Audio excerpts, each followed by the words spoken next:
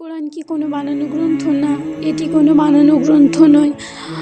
আল কোরআন বানানো হয়নি, বরং ইসলামী বিশ্বাস অনুযায়ী এটি আল্লাহর বাণী, যা মানবজাতির হেদায়েতের জন্য পাঠানো হয়েছে। এটি মহানবী হযরত মুহাম্মদ সাল্লাল্লাহু আলাইহি ওয়াসাল্লামের ওপর প্রতি ধাপে ধাপে ওহীর মাধ্যমে নাজিল করা হয়েছিল। আল কোরআনের উদ্দেশ্য ও প্রেরণের কারণ হলো মানবজাতিকে সঠিক পথ দেখানো।